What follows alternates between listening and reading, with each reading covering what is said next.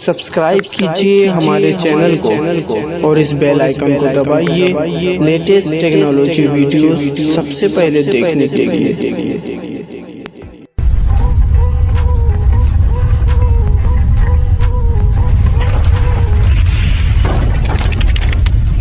Welcome to technical Razmi YouTube channel.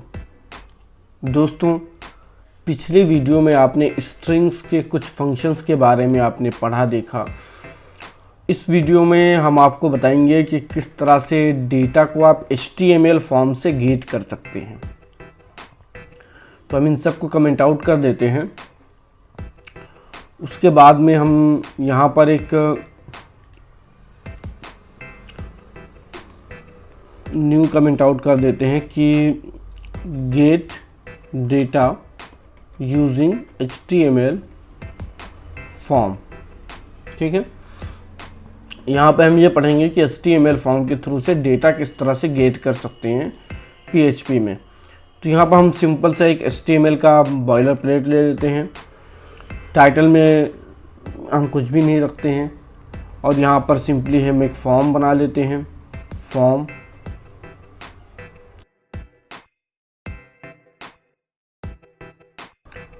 और उसके बाद में यहाँ पर हम एक इनपुट टैग ले लेते हैं जिसका टाइप टेक्स्ट रखते हैं और यहाँ पर हम जो है नेम लिख देते हैं और दूसरा एक इनपुट ले लेते हैं बटन के लिए जिसका टाइप सबमिट रख देते हैं, सबमिट, और जिसका नाम भी जो है हम BTN रख देते हैं और उसकी वैल्यू जो है हम सबमिट रख देते हैं, सबमिट। देखें क्या प्रिंट होता है।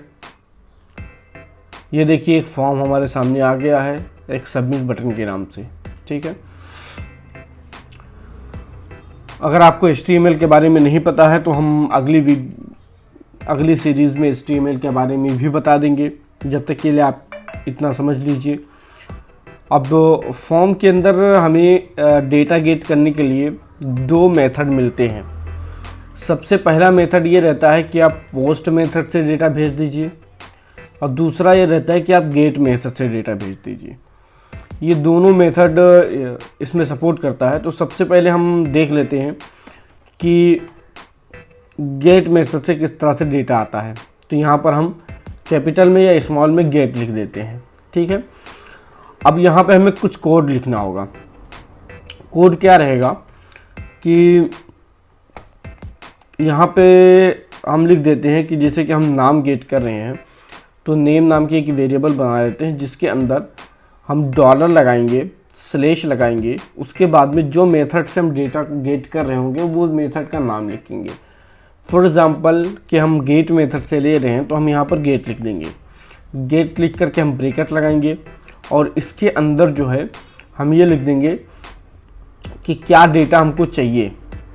ठीक है, तो हमें नेम का डेटा चाहिए। तो जो हमने name is equal to name लिखा हुआ है तो यहाँ पर हम नेम लिख देंगे। फॉर एग्जांपल कि अगर नेम इज इक्वल टू हम TXT लिखे होते TXT तो यहाँ पे हमें TXT लिखना होता। ठीक है, और उसके बाद में फिर हम इसको सिंपली एक इको कर लेते हैं नेम को। ओके, देखते हैं कि ये किस तरह से वर्क करता है। अभी हमारे पास में अनडिफाइंड एरे की टेक्स्ट लिख करके आ रहा है इस लाइन में 89 नंबर लाइन पे। 89 नंबर लाइन कौन सा है, ये है। ठीक है, यहाँ पे अभी एरर आ रहा है। एरर इसलिए आ रहा है क्योंकि हमने सबमिट बटन को क्लिक ही नहीं किया है। तो ये डेटा किस तरह से गेट करेगा, इसका भी सॉल्यूशन है, इस एरर का भी। तो सबसे पहले आप को ये बता देते हैं कि यहाँ पर आप जैसे नाम लिख दिए टेक्निकल रज़मी, आप जैसे सबमिट पर क्लिक करेंगे तो ये देखिए टेक्निकल रज़मी लिख करके आ गया। ये लिख करके आया है PHP के थ्रू से जो हमने यहाँ पर इको किया हुआ था। आप यहाँ पर ये भी लिख देते हैं कि data got from PHP P को बड़े में रख देते हैं। ठीक है, देख लीजिए। अच्छा, हमने यहाँ पे कॉन्केटिनेट नहीं किया, डॉट लगा के कॉन्केटिनेट कर देते हैं। फिर रिफ्रेश करते हैं तो देखिए data got from PHP technical resume, ये डेटा जो है आपके नेम वेरिएबल के अंदर आया हुआ है। बराबर, हम नेम वेरिएबल के अंदर क्या डेटा है, गेट नाम का। अब यहाँ पे हम डेटा चेंज कर देते हैं। फॉर एग्जांपल कि हम यहाँ पर लिख देते हैं कि हेलो, सबमिट पर क्लिक करते हैं तो देखिए यहाँ पर हेलो आ गया। लेकिन गेट मेथड में एक प्रॉब्लम ये होती है कि आप जो भी यहाँ पे डेटा टाइप कर रहे होते हैं, ये सारा डेटा देखें ऊपर दिखता है txt इज इक्वल टू, ये देखें हमने हेलो लिखा है तो देखिए URL में भी आपको हेलो शो हो रहा होगा।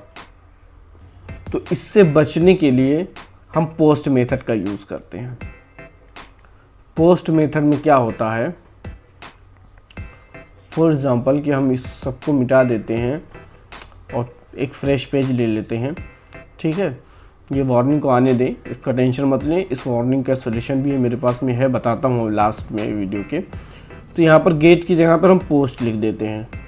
ठीक है, अब जब पोस्ट मेथड से हम डेटा को सेंड करेंगे, एक मतलब रिफ्रेश कर लेते हैं ताकि अपडेट हो जाए।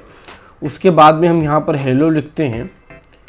ये देखिए हेलो तो लिख के आ गया, लेकिन URL में आपको दिख रहा होगा कि कुछ भी नहीं आया, ये पोस्ट मेथड से आया है।